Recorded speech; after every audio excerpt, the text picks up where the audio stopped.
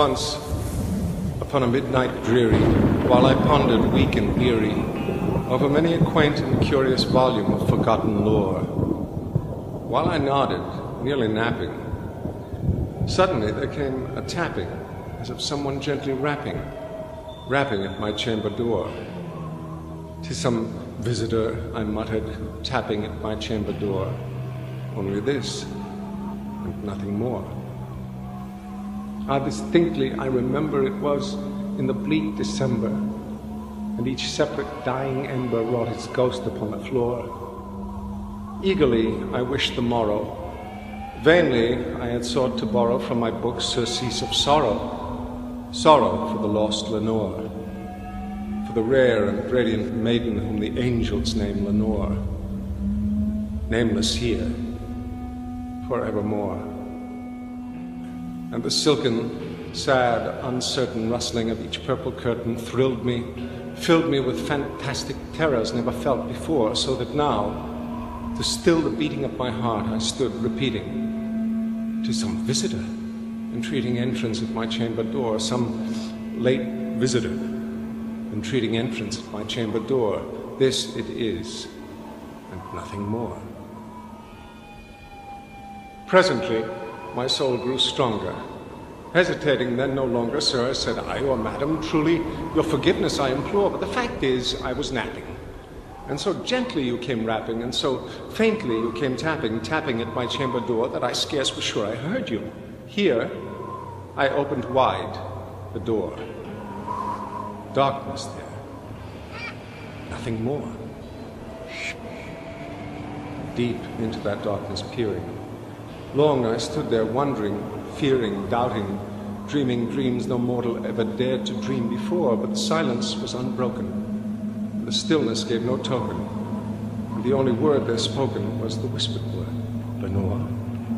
This I whispered, and an echo murmured back the word, "Lenore." Merely this, nothing more.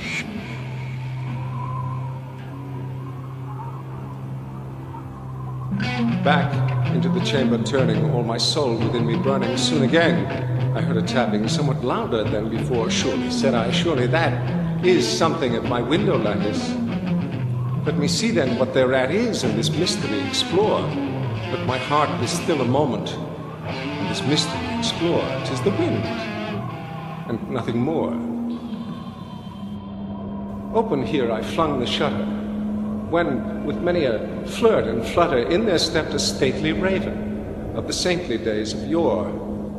Not the least obeisance made he, not a minute stopped or stayed he, but with mien of lord or lady, perched above my chamber door, perched upon a bust of Pallas, just above my chamber door, perched and sat, nothing more. Then, this ebony bird beguiling my sad fancy into smiling, by the grave and stirred decorum of the countenance it wore. "Though thy crest be shorn and shaven, thou," I said, "art sure no craven, ghastly, grim, and ancient raven, wandering from the nightly shore. Tell me what thy lordly name is on the night's Plutonian shore." Quoth the raven, "Nevermore." Much I marveled this ungainly fowl to hear discourse so plainly, though its answer little meaning, little relevancy bore, for we cannot help agreeing that no living human being ever yet was blessed with seeing bird above his chamber door, bird or beast, upon the sculptured bust, upon his chamber door, with such a name as Nevermore. But the raven, sitting lonely on the pallid bust, spoke only that one word, as if his soul in that one word he did outpour. Nothing farther than he uttered, not a feather than he fluttered, till I scarcely more than muttered, "Other friends have flown before. On the morrow he will leave me, as my hopes have flown before." Then the bird said, "Nevermore." Startled by the stillness broken by reply so aptly spoken, "Doubtless," said I, "what it utters is its only stock and store, caught from some unhappy master, whom unmerciful disaster followed fast and followed faster, till his songs one burden bore, till the dirges of his hope that melancholy burden bore of never, nevermore. But the raven, still beguiling all my fancy into smiling straight, I wheeled a cushioned seat in front of bird and bust and door. Then, upon the velvet sinking, I betook myself to linking fancy unto fancy, thinking what this ominous bird of yore, what this grim, ungainly, ghastly, gaunt, and ominous bird of yore meant in croaking nevermore. This I sat engaged in guessing, but no syllable expressing to the fowl whose fiery eyes now burned into my bosom's core.